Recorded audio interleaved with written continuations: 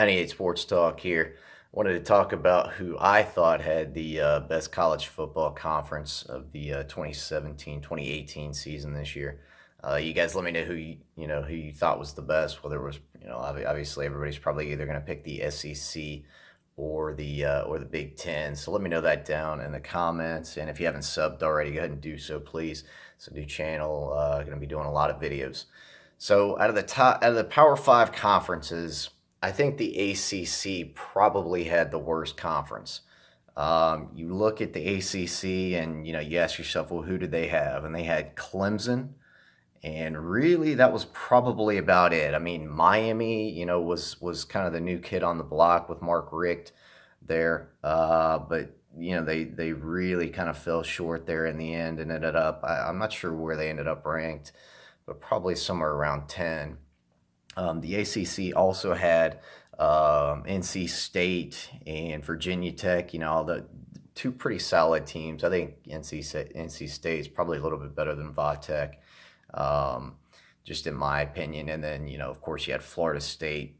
Jimbo Fisher just completely fell off the map this season. Not really sure what happened to that team. That O-line was terrible. Obviously, they lost their quarterback, which was huge.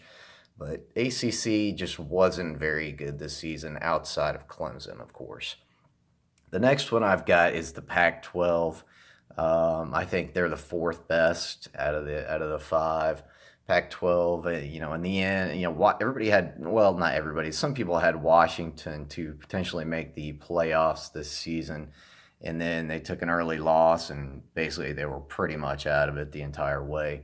USC came on strong at the end of the season, but it really wasn't enough. Of course, they had Stanford, and the Pac-12's got a couple, okay teams. I mean, Stanford, Washington State, Oregon, of course, Oregon's kind of starting over with a new coach, or at least they're going to be starting over with a new coach next season. So, and then you got Chip Kelly coming into the league. We'll see how he does at UCLA. Curious to see how Oregon's new coach is going to do next season, and also how USC will end up doing next season with losing Darnold there. So be interested to see if the Pac-12 can actually maybe move up as a conference and maybe get ahead of my number three, which is the Big 12. Big 12, obviously, you had Oklahoma leading the way.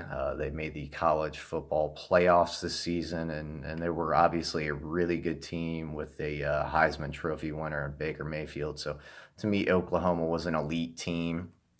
Past that, you had just a bunch of I don't know, just average teams, really. I really had a hard time. The reason I put the Big 12 ahead of the Pac-12 was simply because of Oklahoma's strength. If they didn't have Oklahoma, I definitely would have put the Pac-12 on top because they're a little bit deeper. But that being said, they did have Oklahoma in there. Then you had teams like Oklahoma State. TCU obviously played Oklahoma in the Big 12 championship and lost out there.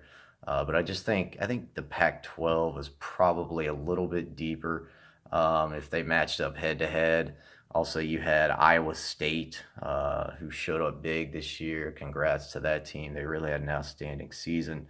And honorable mentions, I would say West Virginia was one, and K-State. K-State, you got to mention them. Number two, so then we've got, the second and the first conferences here between the SEC and the Big 12. So what do I think about that? I think the SEC is the number one conference in the nation. And I don't see how many people can argue that. Although I could give you the argument of maybe the Big 12 is deeper. But in my opinion, if you've got two teams playing in the national championship, which the SEC did, I mean, how can they not be the best conference? So with Alabama and Georgia leading the way for the SEC, they're the clear number one to me, just because of those top two teams there leading the way. Obviously, the SEC has been down in recent years, and that's due in large part to Nick Saban. He's running off good coaches because that nobody can beat him. I think you're going to see that change starting, maybe next year. I don't know. We'll see. Kirby Smart's in there. Kirby's shown that, clearly that Georgia's going to be a contender for years to come. We'll see how Jimbo Fisher does at Texas A&M. I think for you Tennessee Vol fans, I think Jeremy Pruitt is going to make a big improvement with the Volunteer team over the next couple of seasons. I'm not sure of their talent. Their talent level's okay. They've lost some guys, but I think you'll see Tennessee make big improvements with Jeremy Pruitt. Butch Jones just clearly was not the answer. Florida will also improve with their new head coach down there, coming from Mississippi State. So the East is going to get a lot better. You're not going to see the SEC East be so weak like it's been in the past. So you'll have Georgia followed by Florida and Tennessee, and both those teams will be pretty good in the West. Obviously, you still got Alabama. Auburn is still an excellent team. Auburn was in the national title discussion, and had they beaten Georgia, they would have been, in the playoff. So Auburn's another top team, and we'll see what I already mentioned. Jimbo Fisher at Texas A&M. We'll see what they'll do. I think they're at least a year, probably 2 years away, but we'll see if Jimbo, with his huge contract, can make a difference there in the West. Also, Mississippi State should be mentioned. I thought they actually played really well in their bowl game against Louisville. They actually surprised me. I didn't with Dan Mullen leaving. I did not think that team would be nearly as ready to go and prepared, especially with Nick Fitzgerald out. But apparently, kudos to them and the new head coach there had them ready to go. So Mississippi State, just based on that bowl game, I'm gonna say, they ought to be a decent team, ready to go next season. I don't think they're gonna challenge. They're not gonna challenge for the SEC championship, but they ought to be pretty good, pretty solid team.